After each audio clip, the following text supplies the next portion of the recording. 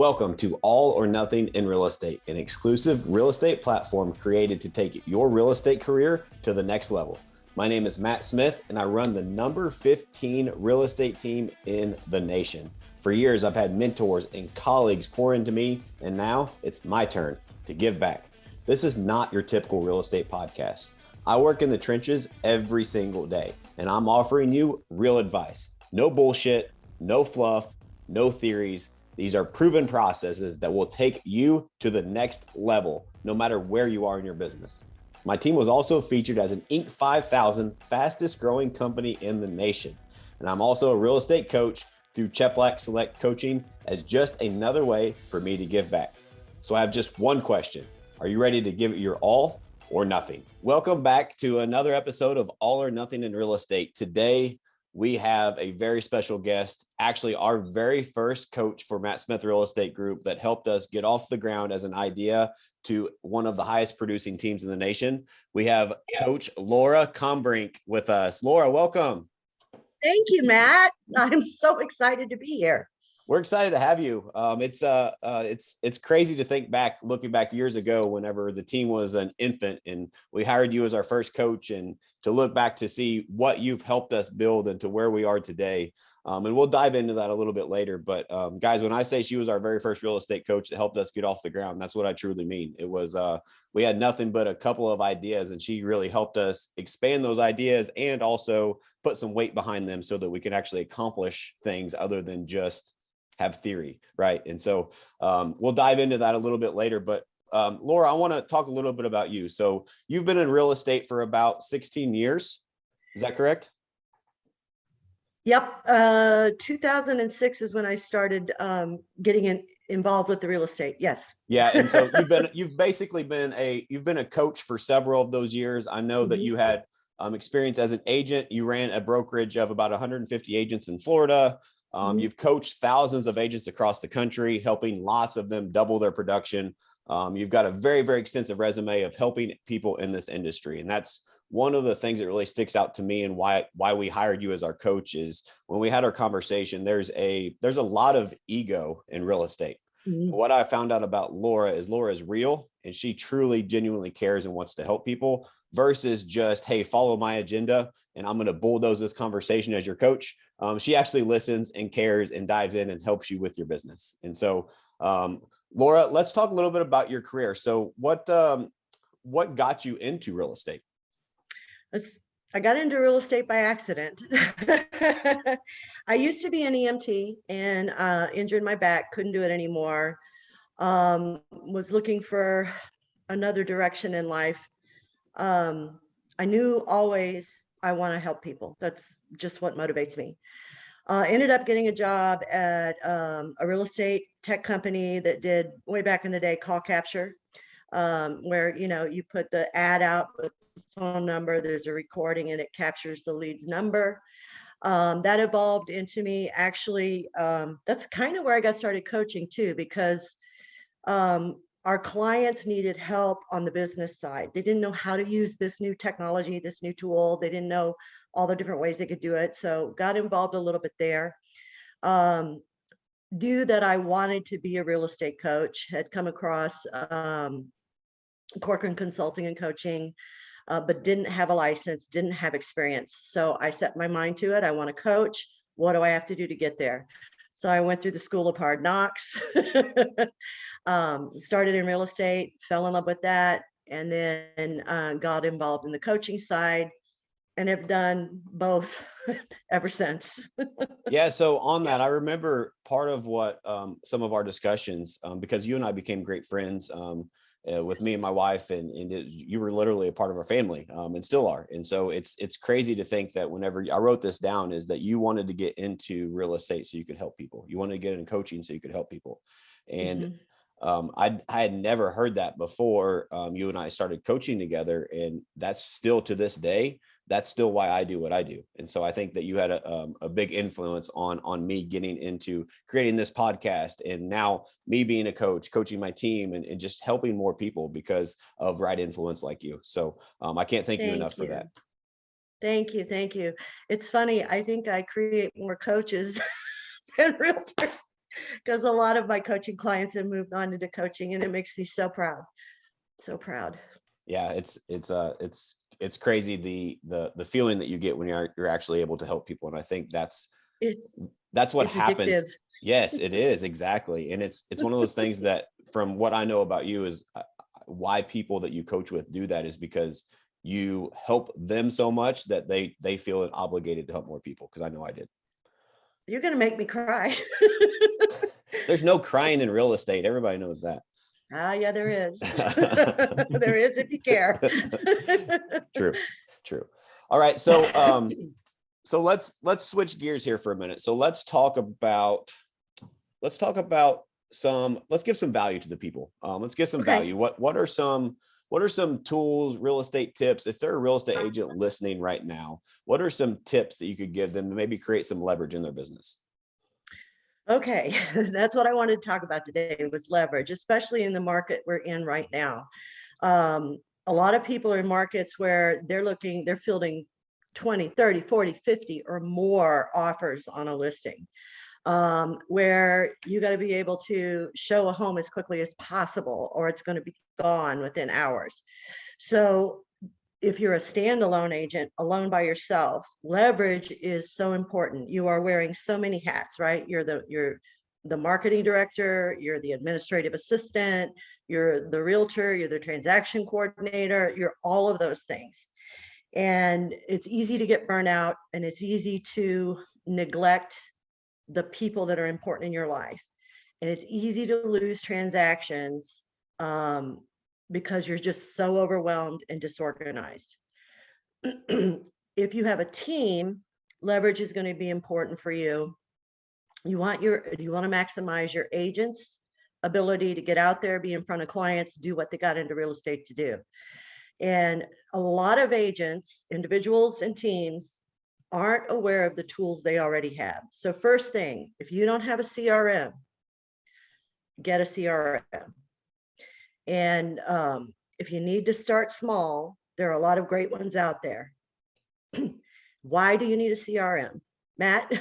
Yes. Why do we need a CRM? So I was getting ready to interrupt. I didn't know where you're going with that. So it's a CRM there are thousands, probably tens of thousands of options, and most real estate agents fall into the trap of, I want the next shiny object. And so my advice to you guys is, the best CRM is the one that you use.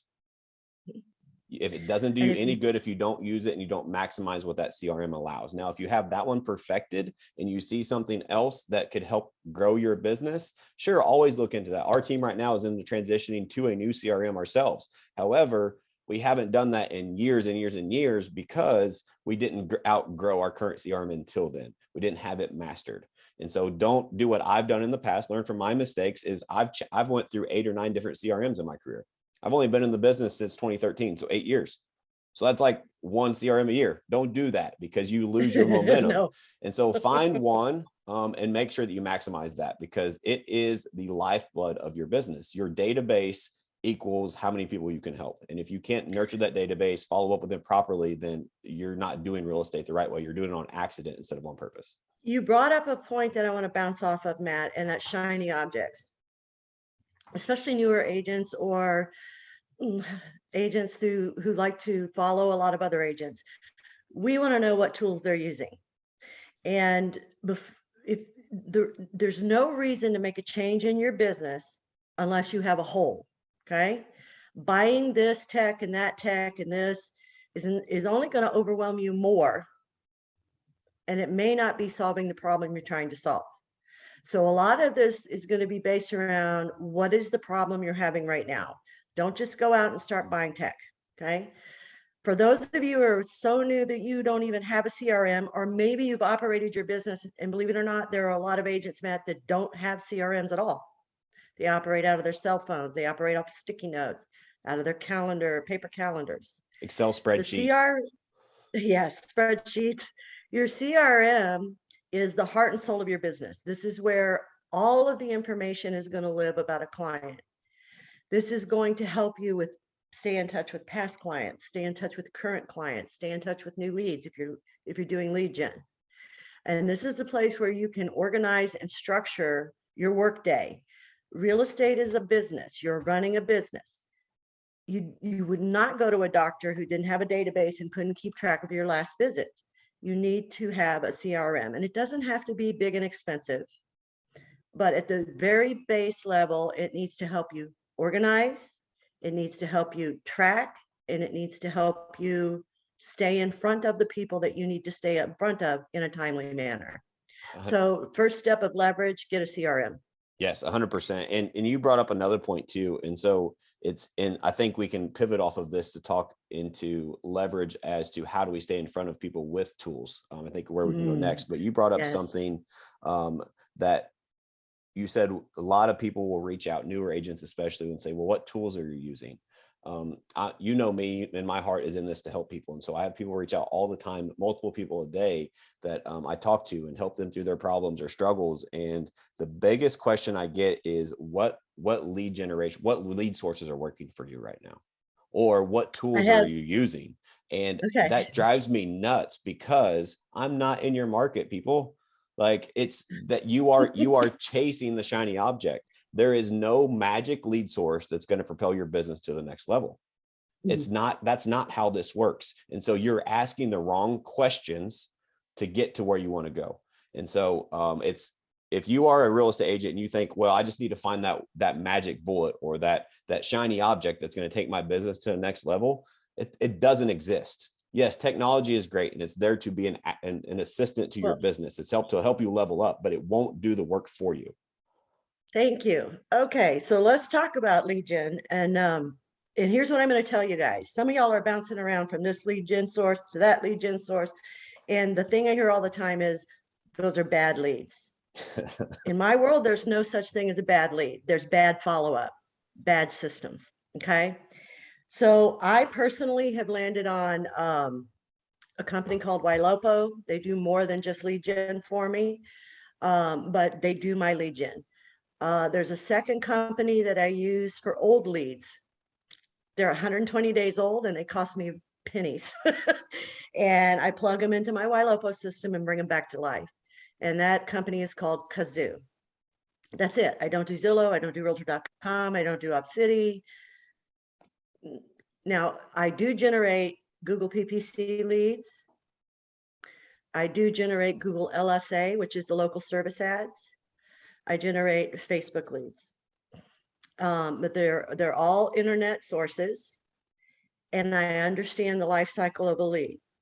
So before you start deciding to ditch your current lead source, get a new lead source, I want you to really think about how you're managing your leads.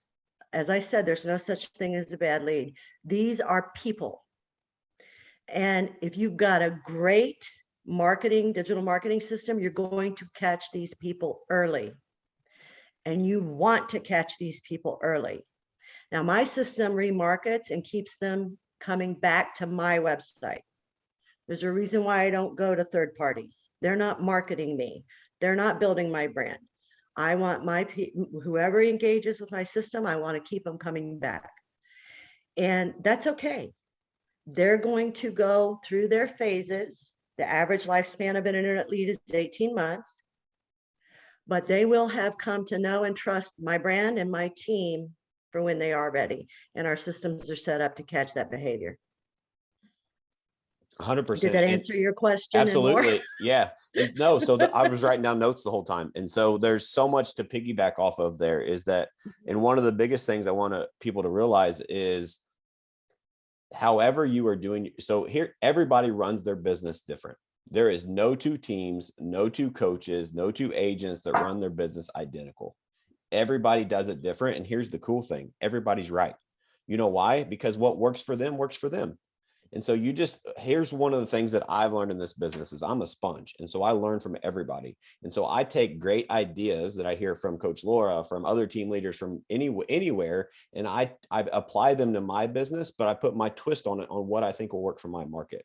Right. And so like Coach Laura was just saying, is that marketing and branding are two different things. She didn't say that specifically, but that's what she said, is that when you are strictly doing your marketing based on return on investment, you are not building a brand. You are paying somebody for a lead opportunity. And so what she Think does, and long. yep, what she does and what we do as a team is we combine the two. And so we do have outsourced, we do use outsourced leads in addition to everything that Laura just mentioned. But our team is growing like crazy. We have, Laura, I don't even know if you know this, we have 38 agents that have applied to join us this year. So we are growing like crazy. And so because of that, I want to provide opportunities for our agents as we continue to grow. And so I've told this time and time again, is that if I was able to create enough opportunity without third-party lead sources, we would do it all day long, because you get the lead sources and the branding. But when we're in hyper growth mode, I need to supplement that to give them opportunities. Oh, yeah. But we also take those tools that you mentioned and those people that come into us from the third-party sources, we remarket to them to our site. So now we grab them from that portal and put them in ours. Suck them into our black hole and keep them there. 100%. And so she also pointed out too that there's no such thing as a bad lead. I agree with that, but I want to add to that is there are no such thing as bad leads, but there are better leads. And so what I mean by that is that, and so what I mean by that is that every lead that comes into your ecosystem, they have clicked a button, they have asked a question, they have raised their hand to become into your ecosystem. And so just because you call them and they say, oh, I'm just looking, that doesn't mean it's a bad lead. That means you have a terrible skill set as an agent and you need to talk to Coach Laura so she can help you through that. Because how many times everybody says they're just looking? Yes. How many times have you guys walked into a shoe store, as an example, the old shoe store analogy? I don't even think they still exist, but when they did, you walk into a shoe store knowing for a fact you're going to buy a pair of shoes. That's why you walked into the door. The salesperson, the clerk, whatever you want to call them, says, hey, how can I help you? What do you say? No, I'm just looking. You know exactly, you went in there to buy a pair of shoes. They're in your shoe store, people. Marketing did its job by getting them in your store. Now it's your job as a salesperson to develop a follow-up strategy and have the right language and the right conversation with these people to help them get to the next step of the process. Maybe they are just looking, but maybe you pivot to why are they looking and how can you provide value to them and help them and their family? And how is I'm just looking an objection? It's not. It's an opening to open the conversation. And actually, it's a great way to learn more about what they need. But that's another call for another day. Yes, 100%. We could talk about that all day. All right. I'm thinking, since we're talking about leads and leveraging, how many of you are actually able to prospect on a daily basis? Number one, if you're able. Number two, how many of you actually stick to it? And what happens when you get 3 or 4 people under contract? What do you stop doing? Prospecting. And you talked about, when someone comes into our ecosystem, my online store, my online shop, how many people are we not even greeting when they come into our system, much less or greeting up with the wrong way? Imagine if you and I owned a shoe store. We'd be the best shoe store in the country because we know how to greet people properly when they come to our store. So, and it's normal, especially if you've got a very robust system that's remarketing, that's triggering a lot of activity, a lot of alerts, and it can be overwhelming. And remember I said fixing holes, right? I found that even the best agents will not consistently be able to greet and contact and reach out to every single person that comes into our store. So that was a hole. And I felt like business was slipping out of our hands. So how do I fix that hole? There's a couple of systems, actually 2, 3. I think I have 4 systems to make sure we are greeting and talking to and reaching out to every single person. So I can either beat my head and scream and yell at my agents, why didn't you prospect today? And by the way, they still have to prospect, but we'll get into that in a moment. Their prospecting is much more rewarding the way that I have my system set up. I had to fix the hole. So number one, I want to see what's in the system I already have. In the system that I already have, I have an AI technology that does AI texting. It starts to engage our leads, and she's amazing. This AI is amazing. Oh, my wife just died, and she responds appropriately. Oh, so sorry to hear that. But she reaches out to every single one of our leads who comes in new, And anytime they do something significant, save a property, look at a property more than once, come back after they've been gone for a while. She even proactively reaches out to our leads by text who have been gone for a little while to spark them. She sends them listings that match their search criteria. So that was my first fix. But it takes a human being to actually pick up off of that conversation and make the call. So there was the second hole. We were missing a lot of those opportunities. So then I put in a system. I use Agent Legend. Some people use Call Action. Those are two companies that know that do this. But it'll do a voicemail, text, and email drop. And I've got it integrated with my CRM. I use Follow Up Boss.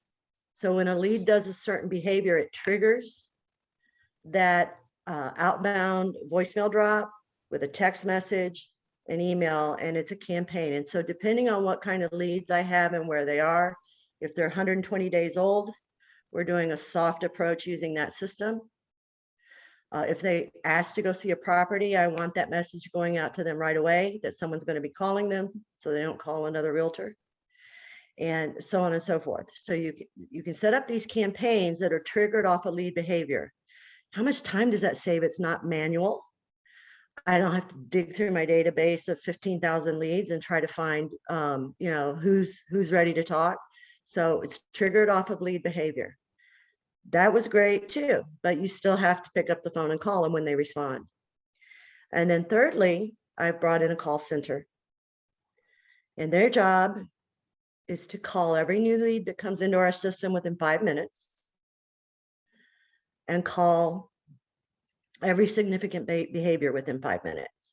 When they get someone on the phone, they live transfer to my team. Everyone's phone rings, and whoever picks it up gets that call. They also take do you guys know what Google LSA is? Yes. Okay. If you don't answer those calls, Google drops you. So need every 100% of those calls they answered. I have those routed to the call center, and then it gets distributed out to our agents. So you'll see as I'm talking about leverage, I manage the team. I am not actively in the field anymore. So what I do is manage the systems, manage the leads, coach and train my team. Instead of me manually going through all of these leads, I set up these automations so that when a lead does something, it triggers an action plan, and it involves whatever agents need to be involved. And all of our leads, we have a 100% response rate because of the way I've got those systems set up. But I'm telling you this is, as you're going through, when we talk about leverage, look at what's falling through the cracks. And instead of beating yourself up, there are solutions, and probably most of those solutions already exist within your CRM. So go there first, go to your CRM first, and then work your way out from there. Yeah, 100%. And I'm glad you brought that up, because that's something I actually wrote a note down here on, is that one of the things we've pivoted to over the last couple of years is, instead of agents just prospecting to prospect, right? And again, if you're listening to this, learn from my mistakes, right? It's agents don't get, why do agents become agents? They don't become agents so that they can hammer the phones all day.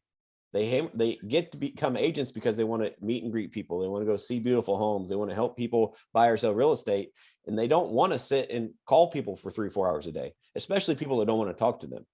And so, yes, prospecting is important. But again, going back to no lead is a bad lead. If you have these systems like she's talking about, and you can take them, and the agents are now focusing on hand raisers, focusing on people that have responded, that have saved a property, that are actually ready to be live transferred, or any of those things. Now agents get to do more of what they became an agent to do. And so it really makes a huge difference. And we've even set up our system. We've taken the next step, because now they're only calling people, like you said, Matt, that are engaging with the AI, engaging with the voicemail drops, or engaging with our call center.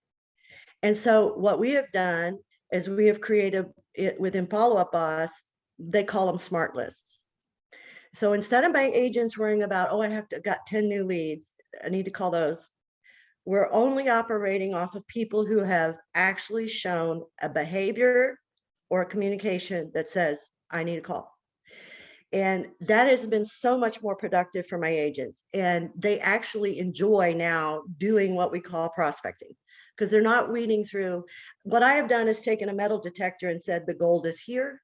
This is where it is. You still might have to move a little dirt, but it's here. That's a great And analogy. I love it. yeah. And so with the systems that we have, we're filtering through. The long-term nurture is being taken care of. The remarketing is keeping them coming back. And then our system alerts. I mean, my agents know who to call and why they're calling them. I love it. So I think we missed this in the intro. So tell us a little bit about your current structure of your current real estate team, because you are a coach, you've been in real estate forever, but you currently are operating a very productive real estate team. So break that down for us. How does that look like? Well, we've hit a huge bump in the road, but we'll overcome it. Let's see. I started the team in March. It's not even in where I live. It's 2 or 3 hours away from where I live, maybe more than that. And we started in March, and I think last year we closed, I'd have to go back and look, but I think it's close to 50. And that's with 2 agents really that were active. The one agent that I first brought on, she was with me, I guess technically I started it last October, a year ago in October.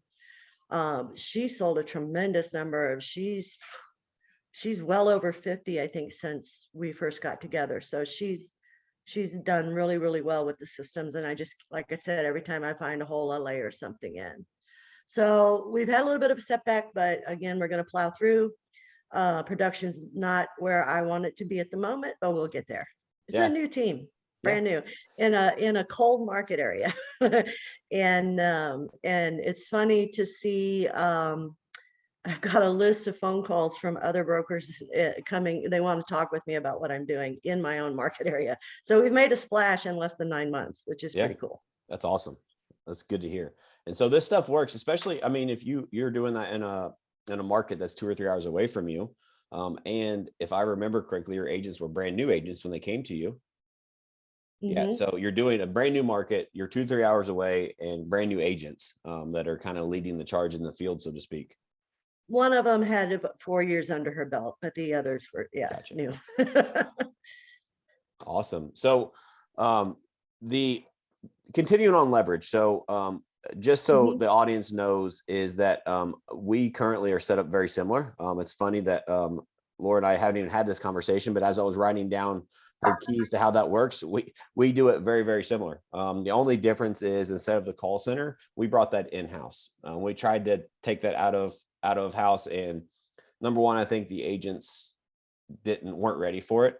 So partially that was on me for not preparing them properly for how that transition works. I have great people that want to make sure the clients get taken care of, and they kind of tend to grab a hold of them and say, oh, I don't want anybody else talking to them. And it comes from a great place because they want to make sure the clients get taken care of. So that was part of the problem. And secondly, I just realized that if we brought it in-house, I had more control over what they said, how they said it, et cetera. And so we've brought that in-house now, but we use all the stuff that she mentioned to, instead of agents coming in and feeling like they are cold calling and dreading picking up the phone, now they are picking up the phone and calling people, whether it's a lot or their phone's ringing. We create a lot of that too. As an agent, when your phone rings, if you answer it, you don't have to hope that they answer, right? You're talking to somebody that wants to talk to you. And so we've created different systems similar to that. So the agents are having more conversations. Prospecting isn't about the number of dials. I don't remember the last real estate agent that got paid for making a phone call. Do you? But too many team leaders are focused on how many dials did you make? How many people did you actually talk to? How many meaningful conversations did you have? Because that's what moves the needle. And what Coach Laura and I am talking about is that these different systems help your agents get less burnout, have more productive conversations, which means they can provide more value to more people. Yep, exactly. And I am also talking about leverage. This is more for team leads, I think, or lead managers. I go through and look at what's going on in my database. And what I use is a pond system. I don't do round robin. Everything goes into a pond. That way I don't get mad at you if you're busy and can't call the leads that have been assigned to you. And sounds like you've had some experience with that before. A little bit. Yeah. I don't know anything about that. I try not to create a scenario where I know I'm going to get upset or I'm going to lose money. So if I can avoid it, I find a way to work around it.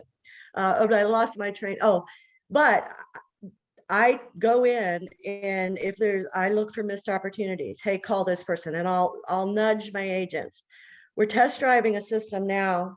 I am not allowed to name it or talk about it, but it's an algorithm that goes in and into your CRM, and it looks at your closed leads, the people you've closed transactions with, and it looks for what behaviors they did, so on and so forth.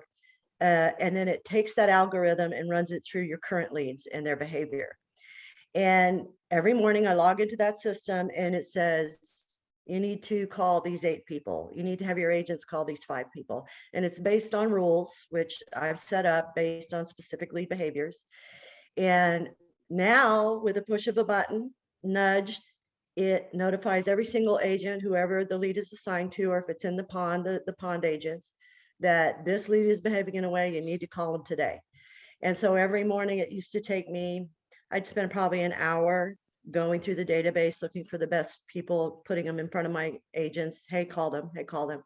It takes me less than 30 seconds to shoot the nudges out now. And what I've been doing is going in and looking, are these leads that I would have nudged my agents on had I looked at them? And the answer has been yes. It's the same exact behaviors that I'm looking for.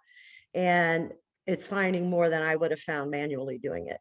So that's another, when you're a team lead, you're trying to manage a lot of moving parts. And a lot of team leads don't go into their databases and try to see what we're missing and how to, and nudging their agents. The thing I like about the nudge is it's training my agents to see what I see. So they know what to look for when they go in. And a lot of my agents create their own smart lists based off of what they're seeing and learning from the nudges that I'm giving them. Now that's automated for me, and it takes me less than 3 minutes. That saves me an hour a day. I don't know how many hours is that, 365 hours in a year. Yeah. That's a lot of time to get back. And so that was another hole in the system that technology could help. Technology is there. I think when I see agents implement new systems, let's talk about this for a moment. Sometimes we hear what we want to hear. And I think people are hearing, sometimes agents hear, this is going to help me sell more real estate, thinking that the technology is going to convert a lead for them. I need to help people to remember, go back to the basics. My new agents, you're hearing about all this stuff we're talking about, and you're like, I can't afford all that. It's always the basics. And the basics are, it's the interaction between you and the customer. There's nothing in the world that can replace that. Your ISA or call center can't replace you. Your AI technology can't replace you. All of these things, these systems that I'm talking about, are to do 2 things: save you time and allow you to have a better, more efficient, more productive work results. To point out to you who's ready to talk. And that's all they're there for. You still have to pick up the phone. You still have to talk to people. You still have to work on your people skills, your communication skills. The rest of it is frosting on the cake. So I don't want anybody listening right now, Matt, especially newer agents or people who are struggling. Well, I can't succeed if I don't have all this technology. It's always the technology there is there to support the basics. You can do. I have taken a spreadsheet of names and phone numbers, had no idea what they looked at, and have done prospecting that way and succeeded. So, I mean, it's a tougher road to hoe, but it's a great way to cut your teeth on how to communicate with people. Yeah. So Yes. don't think that if I don't have all of these things, I'm not going to succeed. That's not true. The basics are always you connecting with your customer in a meaningful way, listening to what their story is, and bringing value to them. 100%. That is one-on-one. At the end of the day, these are just people. There's too many agents that overcomplicate it, and they get paralysis by analysis. Well, what am I going to say?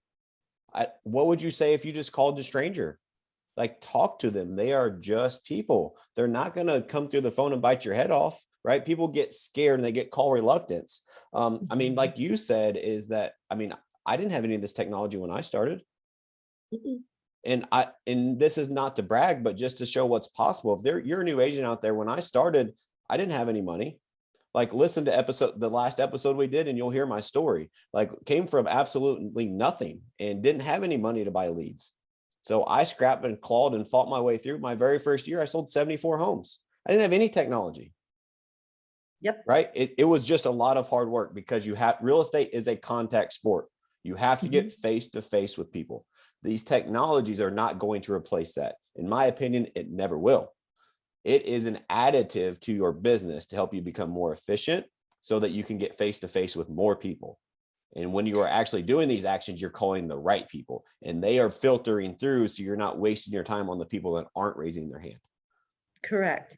And I love it when people say, I don't know what to say. You don't need to say. You need to be more worried about what to ask. Yep. Honestly. And when you start a call with someone that you don't know much about, let me put a caveat here. My systems tell me a lot, but I tell my agents, don't assume anything. Don't operate unless they've said it themselves, right? Because my system tracks everything. Unless they've said it themselves, no assumptions. And so it's more important to what you ask people versus what you think you need to say. Don't worry about overcoming objections. The best way to overcome an objection is to acknowledge it and ask another question. And those other questions are, oh, tell me more, or move on to the next question. Yeah. So if they give you a tough, sorry to interject there, but if they give you a tough question, please, the best way to handle that, if you don't know the answer, is, you know what, Laura, that was a great question. I'll have to look into that and get back to you. What about this, this, and this? So you didn't, you just keep going. In sales is not about what you say. Sales is about what you ask. It goes back to, everybody heard this when they were a kid. You have 2 ears and 1 mouth. But why do salespeople forget that? Think they have 10 mouths and no ears, and they just have to talk, talk, talk, talk. This conversation is not about you as an agent. If you think it is, if you think you're going to be that fast talking salesperson, you're going to lose. That is not what works in the world anymore. What I've learned, Matt, too, about the reluctance to call, most people are worried about being that person that you just talked about, that pushy salesperson. Yes. Most agents don't want to be pushy, and so they don't make their calls, or they don't make them often enough or enough calls. So 7 to 12 contacts to convert a lead. Let's just start there. Most of you will call once, leave a voicemail. If they don't call you back, you don't call again. The best will call 3. Okay. So 7 to 12. The thing that people are afraid of is we're bothering people. I don't want to be pushy, or they'll call me if they need me. And here's the deal, guys. There's more that you can offer a client, a customer, than unlocking doors and writing contracts. They don't know what they don't know. You are in a position to be able to educate and help people. So you have value. You just got to figure out what that is. And I think, too, we're worried about losing people. And I'll tell you what I told my agents this morning. You can't lose what you don't have. If you don't call, you're not going to have them as a client. If you call and they get upset, you haven't lost them. You didn't have them. And in 2 days, they won't be upset. So find your value. You don't have to be a pushy salesman. You don't have to have some very clever response to people. Come from a place of, I want to know your story. I want to know where you are in the process, and come from that place and be you. You don't have to be a smooth talking, well polished. You can develop your skills. Don't get me wrong. There are skills you need to develop, but don't worry about being annoying. All of our leads get 15 to 20 calls, or not all calls, texts, phone calls, within the first week that they do something significant. Well, go back to Very what we said earlier, is they walked into your store. And exactly. so that, sorry to interrupt you there, but that I wrote down like 6 things here. That's such gold, Laura, is that what most people don't realize, and I say this to my team all the time, is we are not salespeople. Our mission here is to help them. And so anytime anybody, we don't talk about sales or how did we make that sale in our office. Anybody says that, we correct them. Our job is not to sell people. Our job is to help them. And we cannot help them if we can't talk to them. And so they came into our store. How can we help them and figure out why they came into our store and how we can help them and their family move forward?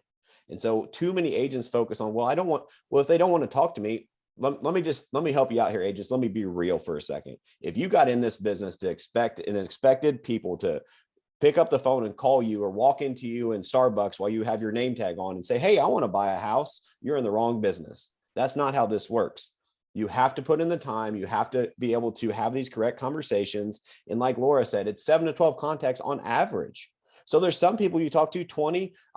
Lauren on my team, one of my top producers, she had to talk to somebody. She had called them every other week for 2 years, got hung up on 3 times, didn't give up, and ended up selling them a house. And she gets referrals from that client today because she didn't give up.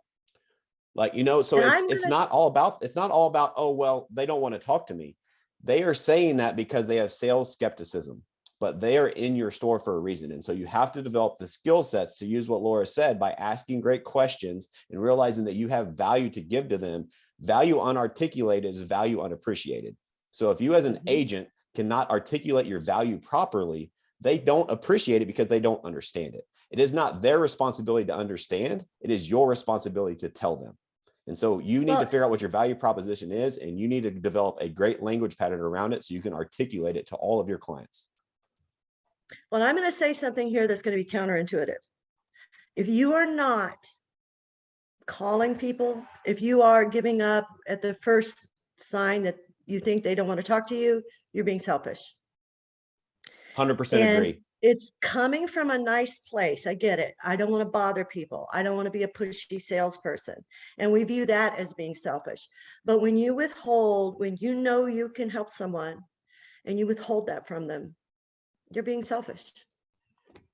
So don't shy away from being on the phone. And Matt, I tell you what I'll do, and I'm sure you can do it too, but if anybody wants a list of great questions, how to get a conversation kicked off, I'll be happy to share what we do and the types of questions we ask. Yeah, So absolutely. Just let me know. You guys feel free to reach out to Laura if that would be of value to you. It's one of the things that It's so much fun to make those calls when you come from that place, because you actually get to know them and they share. If you ask questions and let them talk and shut up and be comfortable with silence for a minute, they'll tell you their story. And you will be surprised at how many people, oh my gosh, we go to the same church, or oh my gosh, they'll tell you the most amazing, incredible things. Some of them, but the too much key information. is ask a great question and then shut up. I see people, we have scripts too, and I'm sure ours are similar to yours, but so we ask great questions, right? But where I see newer agents struggle is they'll forget about building a relationship, number one, which relationship is way more important than the script. If you don't build a relationship and rapport, you wasted your time. The script will not work without relationship and rapport. So that is number one. And so that's why I start with they're just people. But also, if you ask the great questions while building a relationship and rapport, they will help you build a better relationship, right? And then don't be nervous and talk super, super fast, right? When you get nervous, you talk faster. And then also, when you ask a great question and there's weird silence, that's a good thing. That means you asked a question that they're thinking about. And so I hate this analogy, but it's the only one I can come up with because it reminds me of the fast talking salesperson. But when you ask a great question, the first person that talks loses. If you ask a great question and then you overpower them, you didn't give them a chance to answer. And people don't want to have a one-way conversation. Now you're just a normal salesperson. But if you ask a great question and you shut up and let them think and answer, now it's a two-way conversation. Because the more they talk in the conversation, the better the conversation went according to them, and their perception matters. It absolutely does. And I love it I crack. So an agent will ask a great question and then they answer it themselves. Happens all the And time. what they're doing is they're looking at, oh, this is what they looked at online, or this is what they're assuming. Don't assume. Ask great questions. Be willing to be quiet. The number one tip I will give you, if you want to improve your skill set on the phone, record yourself. Record yourself and listen to yourself, because you will hear how you sound. You will be able to identify, am I talking too fast? Am I talking too slow? Am I letting them answer my questions? Am I talking over them? Those are things that you don't realize you're doing in a call. So record yourself, listen to yourself, and you'll find places where you can improve.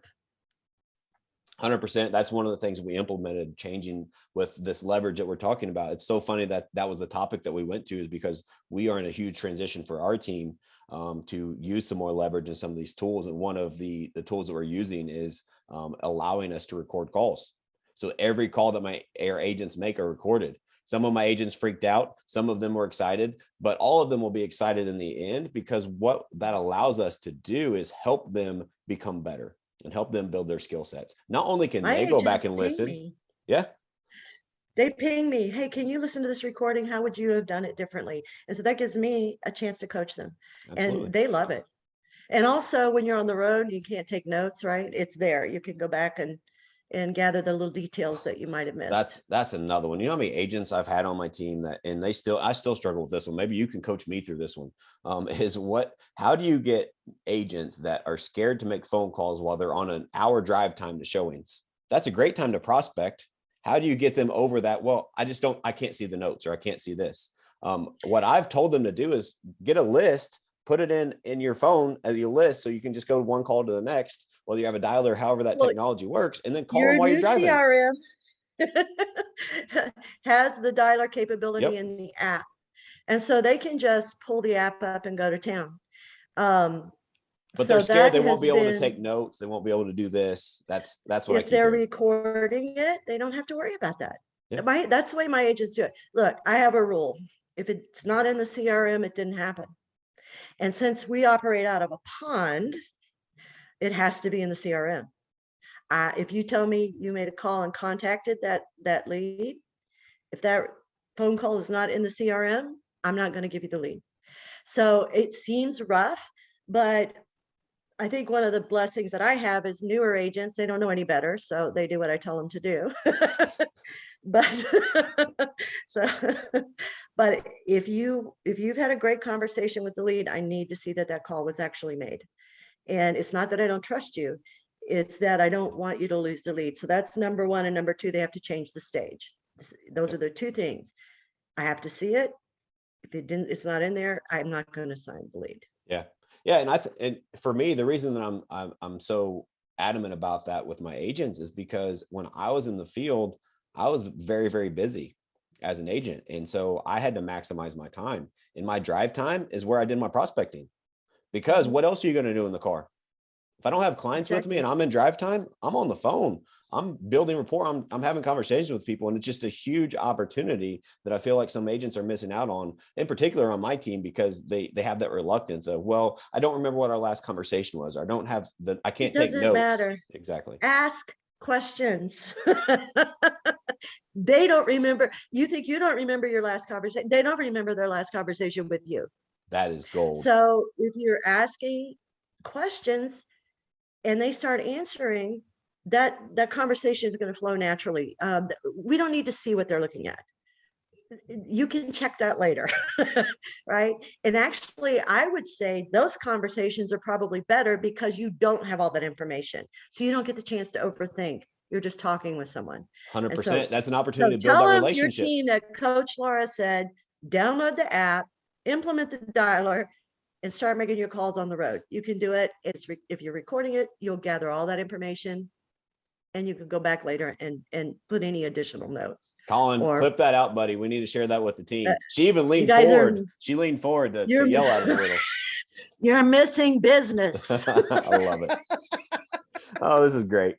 All right. So I have a couple other quotes that I wrote down that you said that really it sparked in my head. So you said that something that sparked there's a saying that I have is, so we were talking about technology and leverage and all these tools, but you pulled back and said these tools are great, but without the human being, without getting face to face and building these relationships, the tools are worthless, is basically what you said. I'm paraphrasing. And so there's a quote that I say all the time is, the value is in the inefficiencies. And so what I mean by that is, to get from point A to point B, yes, we can do things. So say we're going from A to C. Well, from A to B, we can use these tools, but the B to C, there has to be human being, there has to be relationships, and it can't be the most efficient, because you can't build relationships on efficiencies and tools and auto text and all of this. And so at the end of the day, we are in a relationship business. If you don't build relationships with your clients, with your team, with whoever it is you're working with, the rest of it doesn't matter, because you're not going to be able to continue to grow, and you're not going to be able to get that momentum to where now those people that you build relationships with, this is one of the amazing things about what we accomplished this year, is we had 400 clients, 400 families we were able to serve this year that reached out to us. Because of building the relationships, because not everything we do is the most efficient, because we realize we're in the human being business. We need to take care of these people. And when you do that, sure, there's things that we can do in our business that would become more efficient, but we would miss that part. And that part is the most important to me, because at the end of the day in this business, what we are doing is we are able to help people the largest purchase or sale of their lives. And I feel like there's too many people in this industry that forget that. And it's something that you have to make sure you keep in your values, in your team, in your culture, whatever it is that you're growing right now, if you're listening, is because if you don't realize that, and you think that these are just another number, or you look at the dollar signs versus the people, your business is not going to explode, or you're not going to build the momentum, because people can see through that. You have to do the right thing. You got to think long term. And the other thing I'm going to tell you is, the minute somebody invents technology that can close a client, you're screwed. So it's always the basics. It's always about you connecting with your customer in a meaningful way. Always. The tech is there to save you time.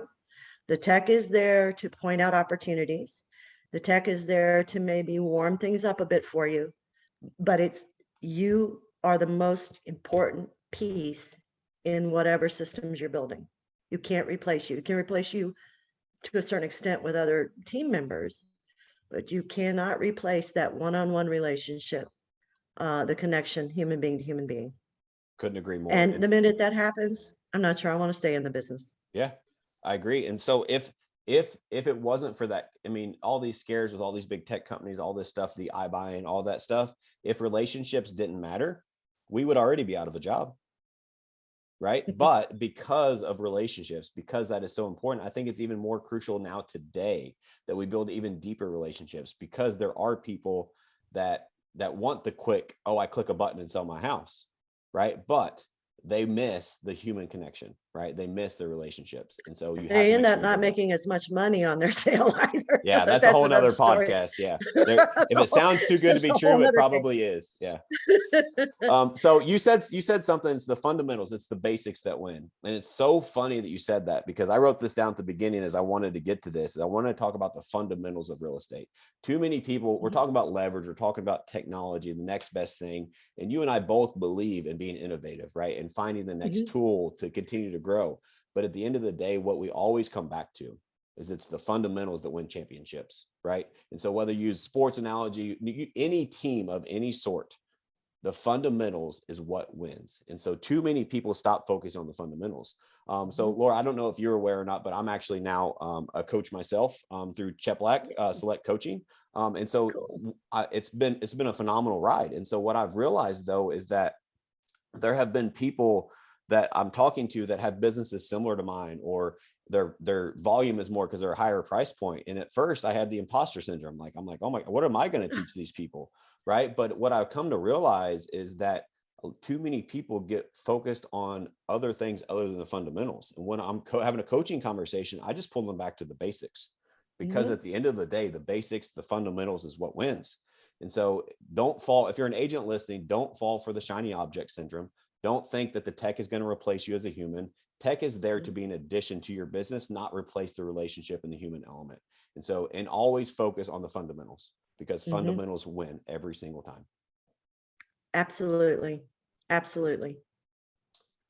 All right. Well, we're about out of time. Colin, did we miss anything, buddy, that we needed to cover?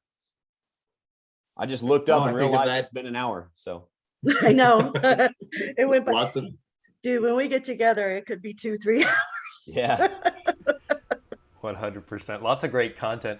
Laura, if someone's looking to coach with you and level up their real estate business, how can they get in contact with you? They can call my cell phone. I can't believe I'm going to put it out there, but I will. 618-363-2452. And they can email me. My last name's hard to spell.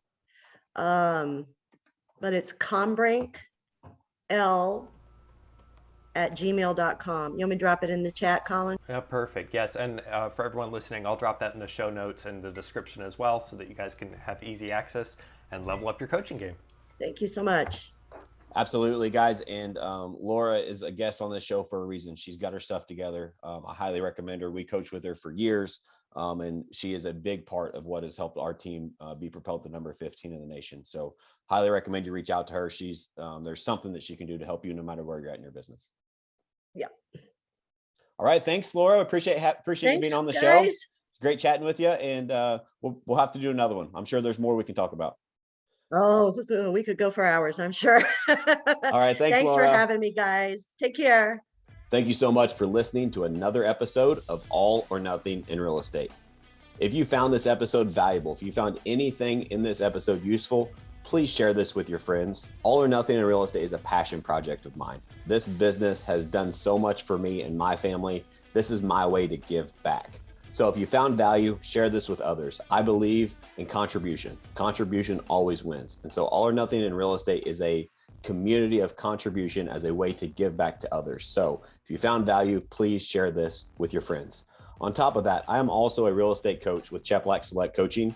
And so if you're interested in having a coaching consultation with me, please follow the link below, fill out the short questionnaire. I would love to set up a discovery call with you to see if we would be a good fit.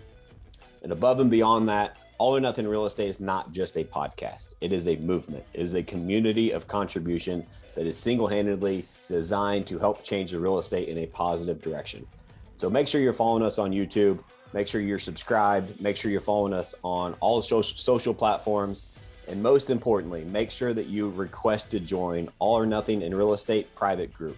That is a private group that we keep exclusive content in. We do it in a private group setting so we can control what happens in there to make sure it remains a community of contribution. But a lot of in-depth stuff. I go live there. There's a lot of great content there for free. So please make sure you join that group as well. And again, guys, thank you so much for listening.